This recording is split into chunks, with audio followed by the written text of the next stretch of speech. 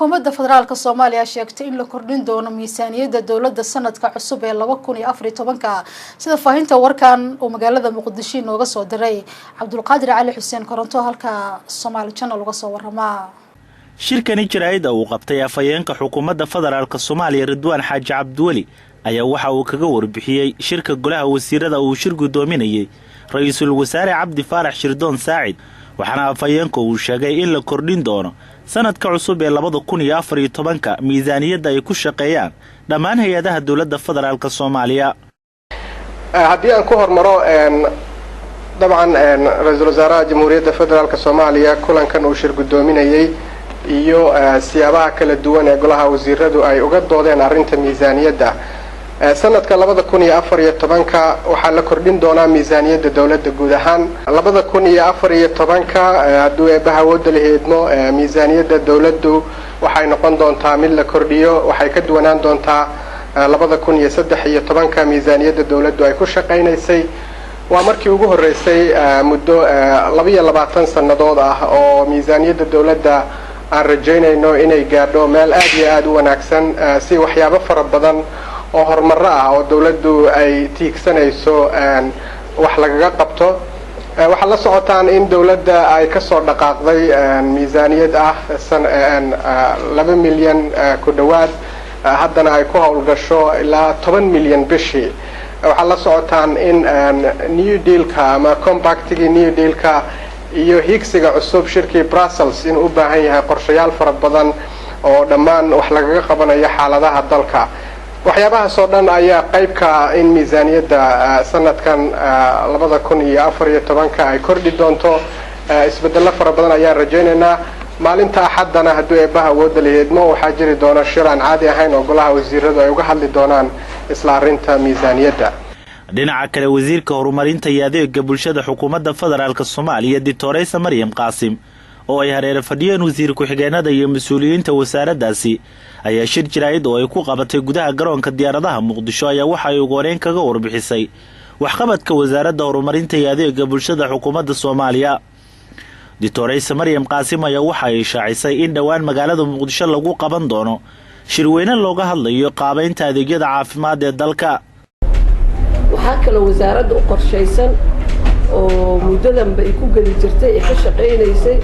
sidii loo qaabayn lahaa adeega aasaasiga ah ee caafimaadka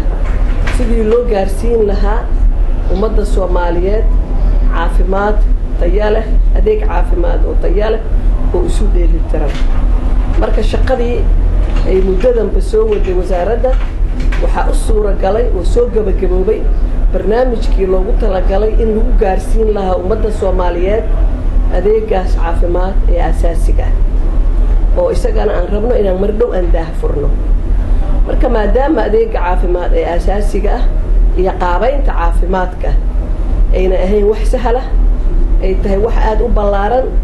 wasaaradda waxay go'aansatay inay shir weyne qabato oo isugu yeerto xirfadlayaasha caafimaadka Soomaaliyeed dal iyo dibadba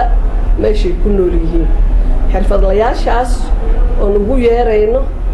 inaan qabano shir weyne aan ku gorfayno sidii wax la isaga dhihi lahaa mashaariicdan faraha badan ee nagu soo wajahan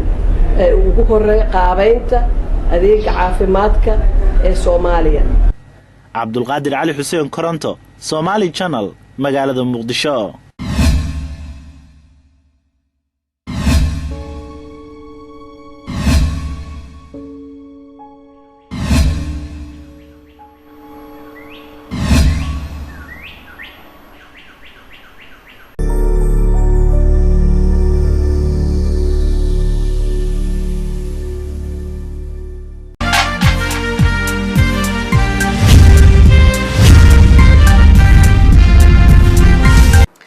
xukuumadda federaalka Soomaaliya sheegtay in la kordhin doono miisaaniyadda dawladda sanadka cusub ee 2014 sida faahinta warkan oo magaalada Muqdisho nooga soo diray Cabdulqaadir Cali Xuseen Koronto halka Somali Channel uga soo warama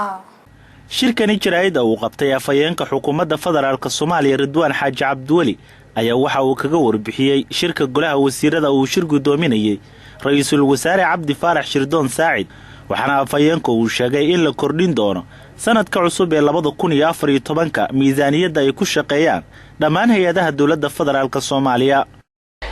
haddii aan ku hormaro dabcan ra'iisul wasaaraha jamhuuriyadda federaalka Soomaaliya kulankan uu shir gudoominayay iyo siyaabaha kala duwan ee golaha wasiiradu ay uga doodeen arrinta miisaaniyadda